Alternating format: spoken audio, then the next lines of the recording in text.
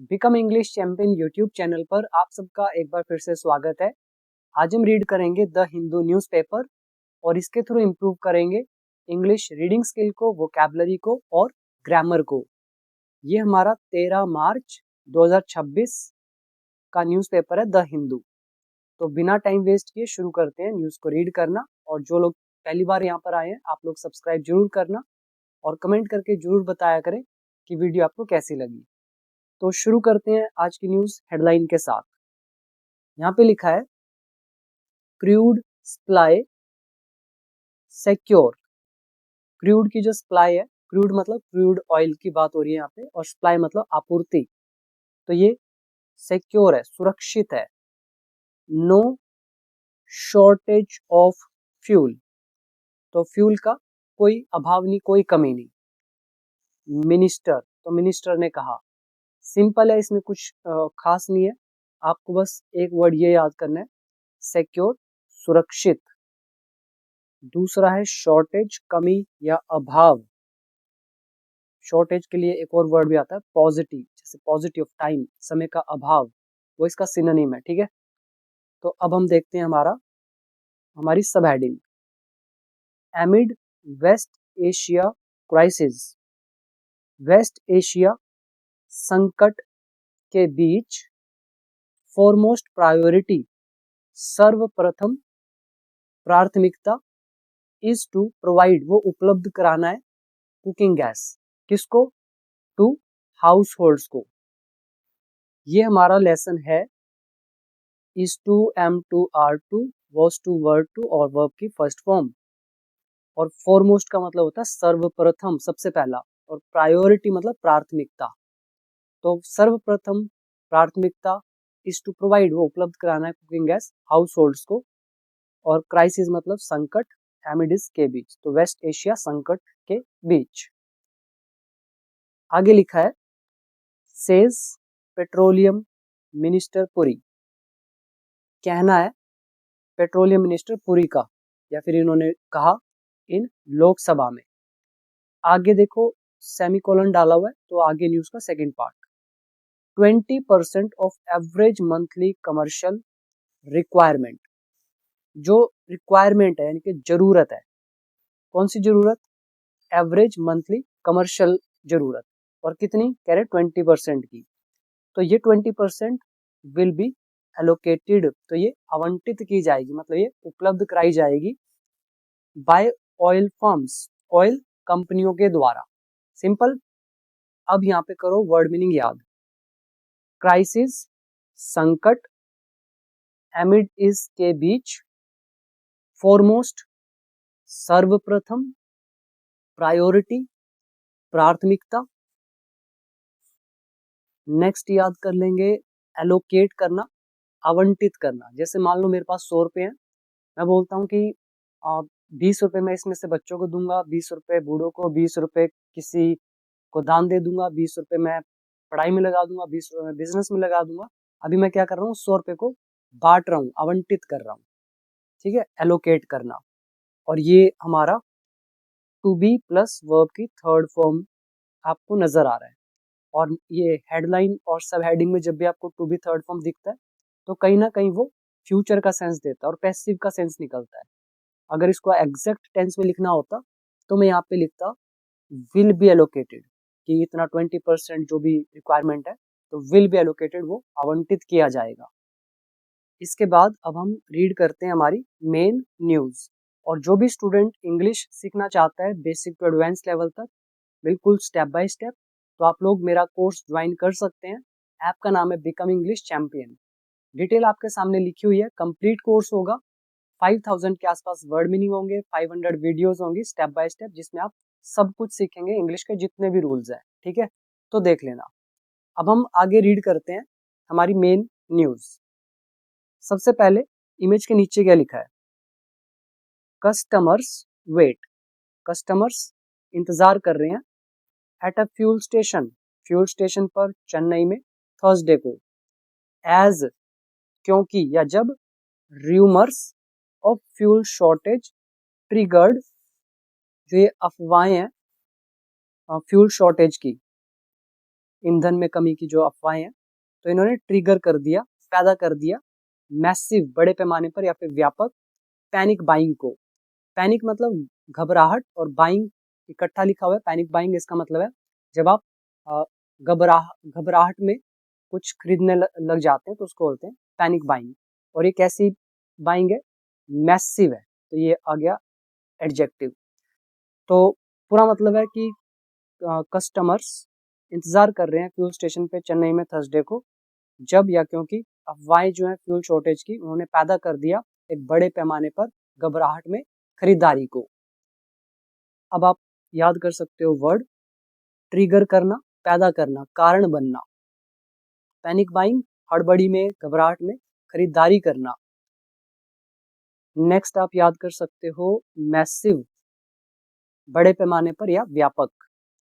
Rumours मतलब अफवाहें। तो यही है इसमें, और कुछ खास नहीं। अब हम रीड करते हैं हमारा फर्स्ट पैराग्राफ। यहाँ लिखा है there is no shortage of petrol, diesel, kerosene and aviation turbine fuel in the country. तो कोई भी अभाव नहीं है इन चीजों का देश में। देयर सब्जेक्ट है, शॉर्टेज नाउन का काम करेगा, तो ये हमारा नाउन एडजेक्टिव का लेसन। तो ये किसने कहा? Union petroleum minister Hardeep Singh Puri informed. तो इन्होंने सूचित किया, बताया किसको? द लोक सभा को, ऑन थर्सडे को। एडिंग दैट, और ये भी कहा कि India's crude oil supply, Bharat की क्रूड ऑयल की जो सप्लाई है, आपूर्ति है, हैज बीन सिक्योर्ड, वो सुरक्षित कर ली गई है, एमिड द कॉन्फ्लिक्ट, विवाद के बीच, झगड़े के बीच, इन वेस्ट एशिया, वेस्ट एशिया में। यहाँ पर आपको सबसे पहले टेंसेस समझने हैं। पहला तो ये देर का चैप्टर आ गया आपका, फिर हमने यहाँ पर ये ऑब्जेक्ट देखा जो कि है इंडियाज क्रूड ऑयल सप्लाई, फिर हेल्पिंग वर्ब लगा दी हैज बीन, और सिक्योर्ड लगा दिया वर्ब की थर्ड फॉर्म। तो ये पैसिव वॉइस है, प्रेजेंट परफेक्ट टेंस। पूरा मतलब कि कोई भी शॉर्टेज नहीं है देश में इन चीजों की। ये union petroleum minister Hardeep Singh जो हैं, इन्होंने इन्फॉर्म किया लोकसभा में, ठीक है। और ये भी कहा साथ में कि इंडिया की ऑयल जो सप्लाई है क्रूड ऑयल की, तो उसको सुरक्षित कर लिया गया है कॉन्फ्लिक्ट के बीच, विवाद के बीच, झगड़े के बीच। वर्ड मीनिंग देखो, कॉन्फ्लिक्ट विवाद, झगड़ा, सिक्योर सुनिश्चित करना, शॉर्टेज कमी, अभाव, इन्फॉर्म सूचित करना। Now next paragraph, the minister was responding, minister जवाब दे रहे थे, ये हमारा पास्ट कंटिन्यूअस टेंस। तो किसका जवाब दे रहे थे? टू अ नोटिस, एक नोटिस का, सबमिटेड, जो सबमिट किया गया था by leader of the opposition in the Lok Sabha Rahul Gandhi. तो लोकसभा में जो विपक्ष के नेता हैं राहुल गांधी, इनके द्वारा सबमिट किया गया था एक नोटिस, तो इसका जवाब दे रहे थे minister on the shortage of liquid petroleum gas, LPG के अभाव पर। नेक्स्ट इज, देखो यहाँ डबल इन्वर्टेड कॉमा डाला हुआ है यहाँ से यहाँ तक। तो mister Puri sad, mister Puri ने कहा, क्या बोला?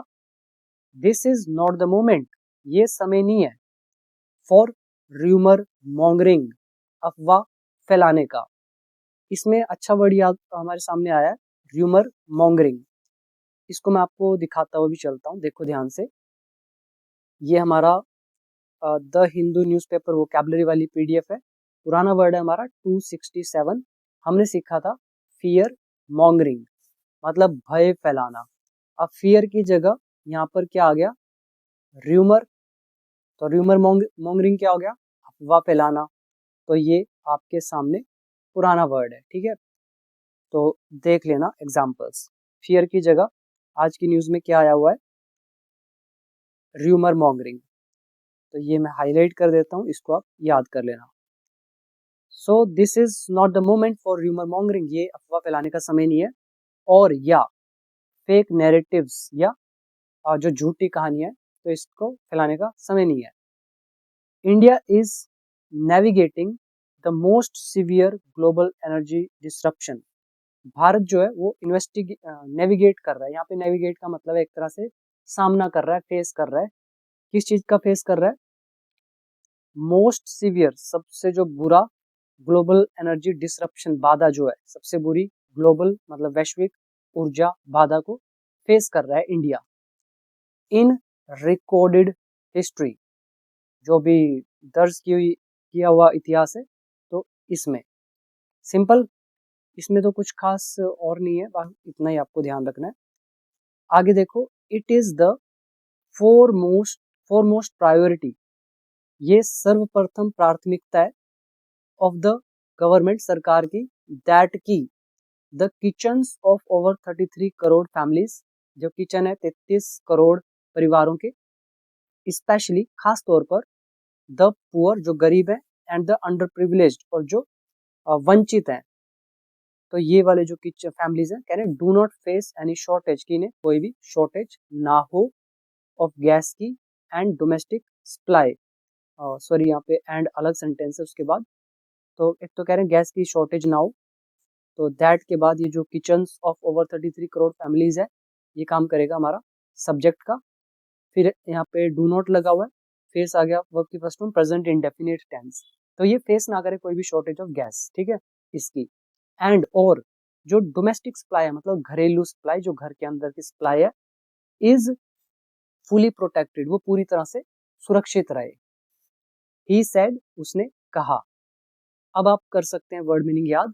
डोमेस्टिक घरेलू, अंडर प्रिविलेज्ड मतलब जिनको कोई विशेष अधिकार नहीं होता, जो वंचित होते हैं, उनको बोला गया अंडर प्रिविलेज्ड।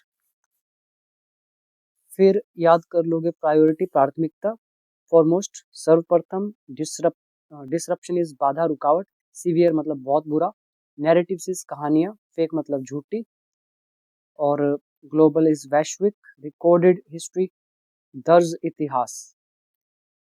और इसमें कुछ नहीं है, आगे हम बढ़ते हैं। The centre has also introduced regulation, जो केंद्र है उसने इंट्रोड्यूस किया मतलब शुरू किया है, रेगुलेशन मतलब रूल एंड रेगुलेशन वो लेकर आए हैं।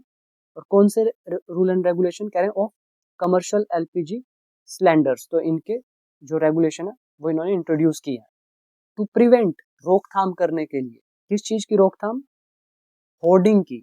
होर्डिंग मतलब होती है जमाखोरी, जब आप किसी चीज को जमा कर करके रख लेते हैं उसको बोलते हैं होर्डिंग। एंड और डाइवर्जन, डाइवर्जन का मतलब हो जाता है जैसे मान लो हेरा फेरी कोई करने लगता है, उसको बोलते हैं डाइवर्जन। आपने सड़कों पर देखा होगा, ऐसे लाइंस लगी होती है, भी इधर को मुड़ना है, इधर को मुड़ना है, सीधा जाना है, तो ये क्या है? डाइवर्शन, डाइवर्जन है, आपको दिशा वगैरह दे रहे हैं। तो ऐसे वो भी हेरा फेरी कर रहे हैं कि नहीं नहीं हमारे पास तो नहीं है, वहां जाकर ले लो, वहां जाकर ले लो, तो हेरा फेरी करते हैं लोग, इसको बोला गया डाइवर्जन। तो दोनों वर्ड इंपॉर्टेंट है, एक है होर्डिंग जमाखोरी, दूसरा है डाइवर्जन मतलब हो गया हेरा फेरी। तो केंद्र ने रेगुलेशन शुरू किया है कमर्शियल एलपीजी सिलेंडर्स का, रोकथाम करने के लिए जमाखोरी को और हेराफेरी को। द मिनिस्टर सेड, मंत्री ने कहा। इसके बाद देखो हमारा नेक्स्ट पैराग्राफ, यहाँ पे लगे double inverted commas. Mister Puri said, mister Puri ने कहा, क्या बोला? इन अ मेजर डिसीजन, एक बड़े फैसले में, 20% of the average monthly commercial LPG requirement, मतलब जो भी कमर्शियल घरेलू एलपीजी की आवश्यकता जो होती है मंथली एवरेज, तो उसका कह रहे हैं 20% जो है विल बी एलोकेटेड, वो आवंटित किया जाएगा। तो एलोकेटेड वर्ब की थर्ड फॉर्म विल का पैसिव विल बी, और ये 20% हमारा काम करेगा ऑब्जेक्ट का। तो ये 20% जो है आवंटित किया जाएगा फ्रॉम टुडे, आज से, बाय किसके द्वारा? ओएमसीज के द्वारा। ओएमसी क्या है? ऑयल मार्केटिंग कंपनीज के द्वारा।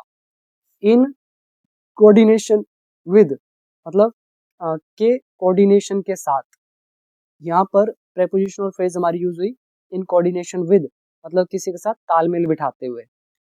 तो किसके साथ तालमेल बिठाते हुए, समन्वय बिठाते हुए? द स्टेट गवर्नमेंट के साथ।